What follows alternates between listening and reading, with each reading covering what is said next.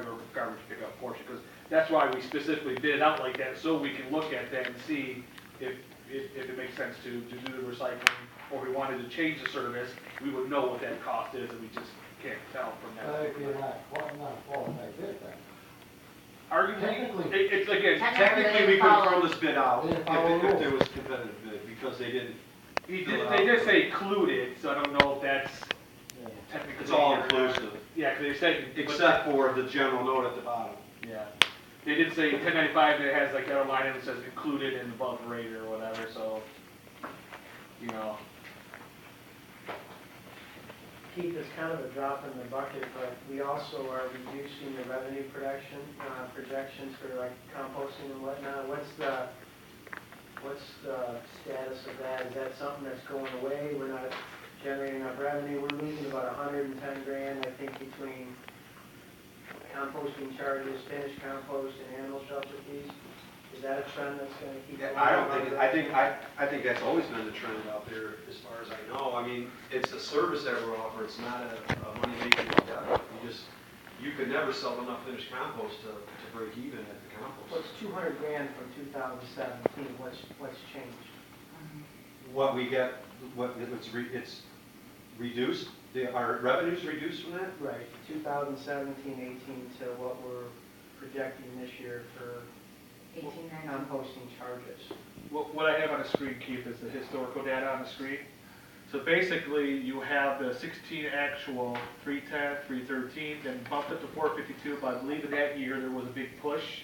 And a stockpile. I think. A stockpile, big sale stuff, because that's where you see a little bit of an increase. And then we reduced that down to about 250, increase to 300 based on year-to-date information, and the next year, the budget's on 250, which I believe is probably a conservative estimate. But if I'm not mistaken, during our budget talk, did we discuss about some of the major players not taking their tipping fees or their compost to us anymore? They got a new station somewhere. That's one of the things. GFL has reduced the amount that they're bringing over to our site. They opened up their own compost site.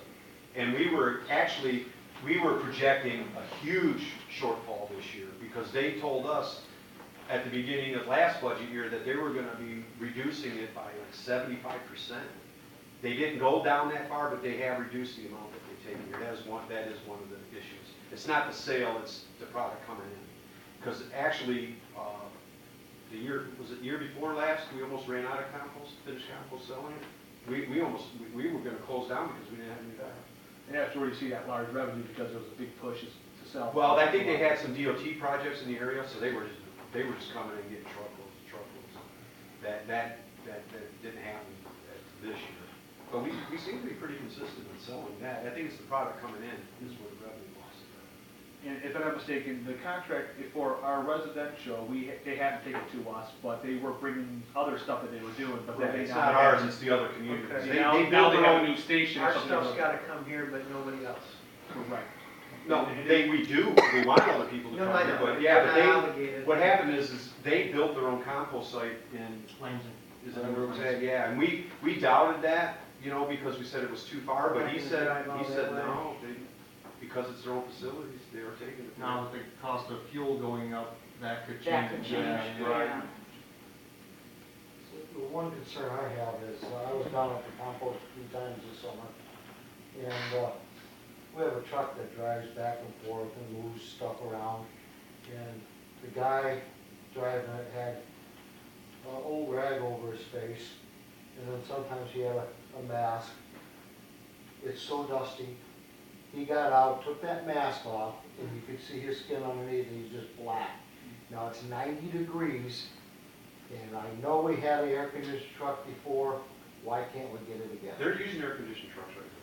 We're using. They weren't last summer. Yeah, they were. They were using water trucks. We got 3 of them, and they're air-conditioned, and when we fill out the motor pool sheets, it gets charged off to the compost site. When I was there, he was running it, there was a truck running up and down, no air conditioning.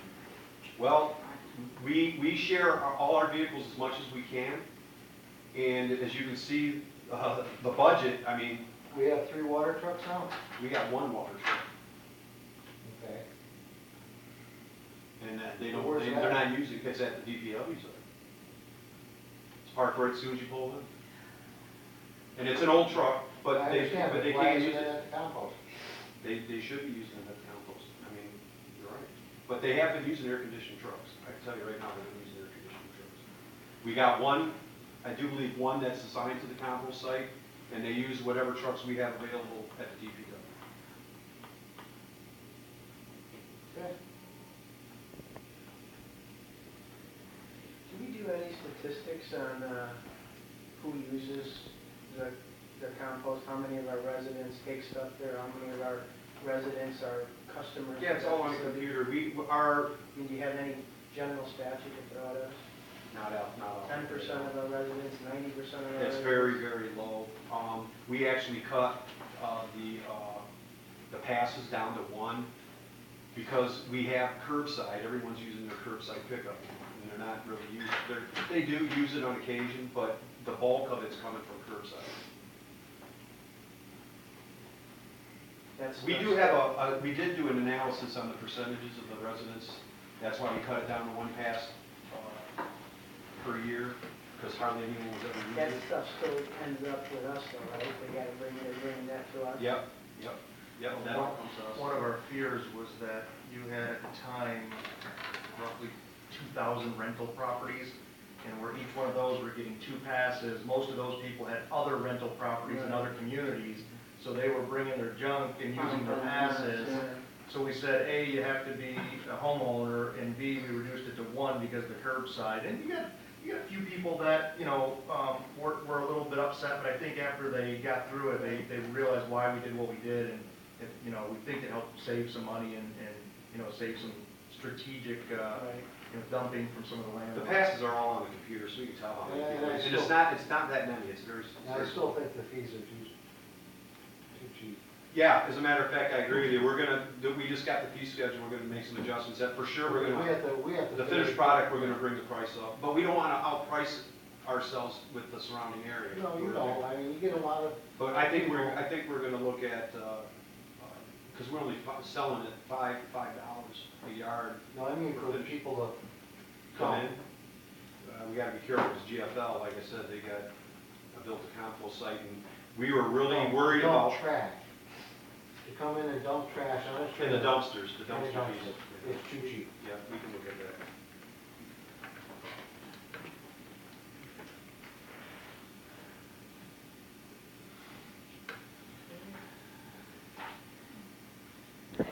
So you guys got the dilemma that you want to dump the rubbish. Fix it, Mr. Rush. No problem.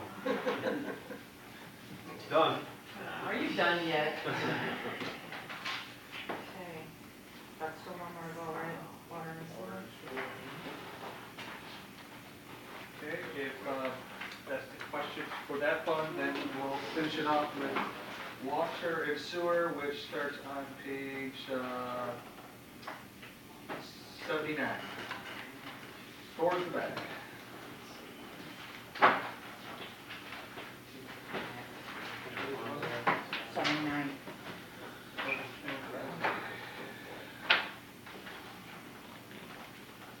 Can bring up some stuff here.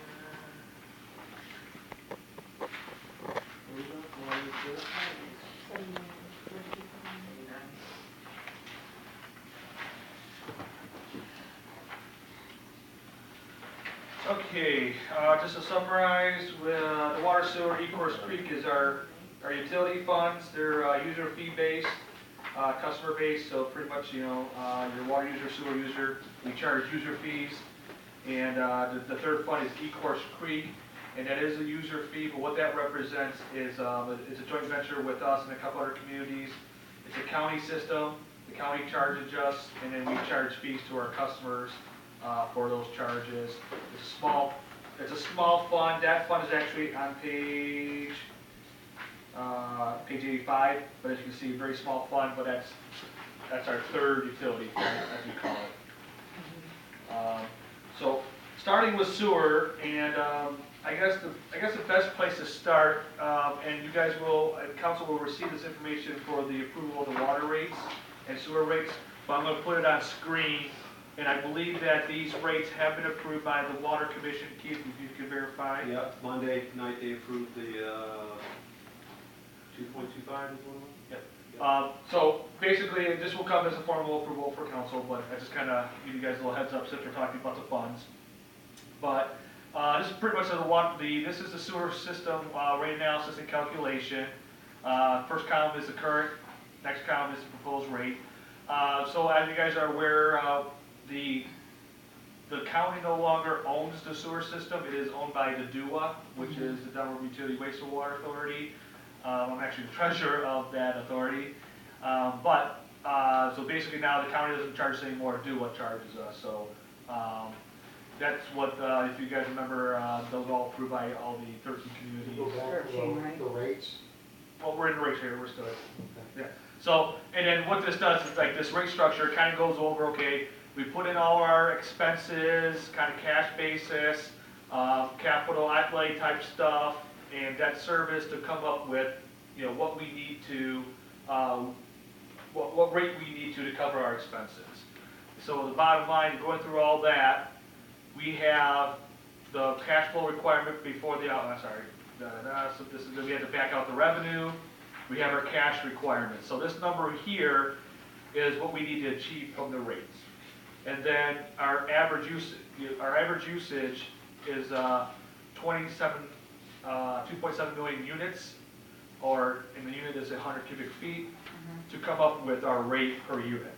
So as you can see in the sewer fund, and the sewer fund does have, if we go down here, it talks about our fund balance, our operating reserve. The sewer fund does, and we talked about this during the audit too, the sewer fund does have a pretty decent reserve. So, with the DUWA, they're anticipating a small increase, but we can offset that small increase with a reserve to make our sewer fund rate stay neutral. So, what you're saying is our proposed rates are not changing.